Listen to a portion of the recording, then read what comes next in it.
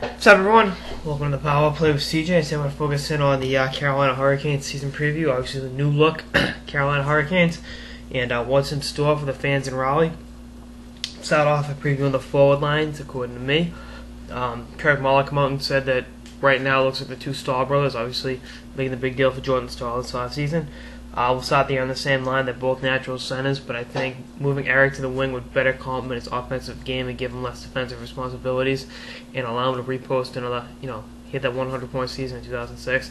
I don't know if he'll go that far, but he definitely will do pretty well on the wing with less defensive responsibilities. Put Jordan at center, and he's great defensively. Probably have a career year offensively. Look for 70 to 85 points out of him next year. Kind of a 15-point flux. Giving myself some room to be corrected. And then Tuomo Ruutu to ride shotgun. I think his play perfectly complements those two. We've got some grit, got some sandpaper, and can really help those guys along and do his thing offensively.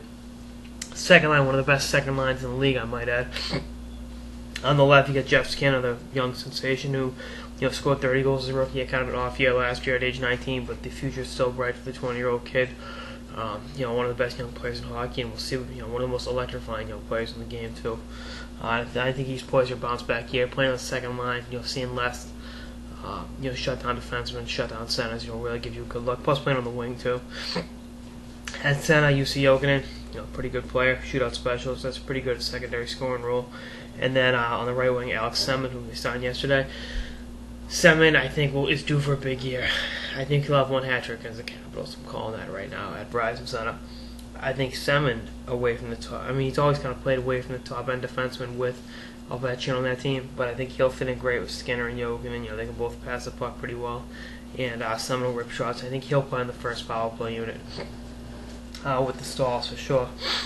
Third line, we get Yuri Tlusny, the former Toronto Maple Leafs top prospect, with Zach Boychuk. Former Canes first-round pick who really needs to have a make-or-break season this year. They just re-signed him to a two-way deal, so hopefully he justifies being a first-round pick back in that 08 draft. And then Chad LaRose on the right, obviously gritty player, product of CompuWare, and I think with Plymouth Whalers, so he'll fit in great with those two guys.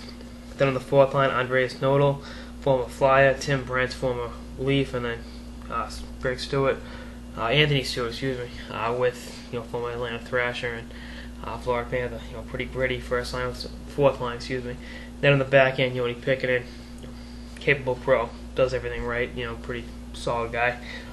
Justin Falk, young 20-year-old American kid who's poised for another breakout year. Really shocked last year as a 19-year-old kid playing most of the season in the show. And then Tim Gleason and Jamie McBain's second pairing, another young American, a solid veteran next to him. Really be great. And then Jay Harrison, who just signed with a 3-year extension, and Joe Corvo, who you all know I'm really not the biggest Joe Corvo fan from his time at Beantown, but that's a solid third pairing. I think they missed out on Suter and Parisi. They were in it. They made offers, but they didn't have a chance to sign them. Neither one of them wanted to go to Raleigh. And then Columbus was asking too much of Rick Nash, and I think Nash would have fit in great with the two Stahls. Can you imagine defensemen having to shut down those three? With the size and skill on that line. But all in all, I think Carolina's going to have a good year next year. I think the Southeast Division's possibly the best in hockey. Like I said, you got them, you got Washington, who's going to have a bounce back year under Adam Moats, I think. Tampa Bay's improved. Florida's your reigning champions, and they're arguably the fourth best team in the division. And Winnipeg is kind of a wild card team. They can go a number of different ways.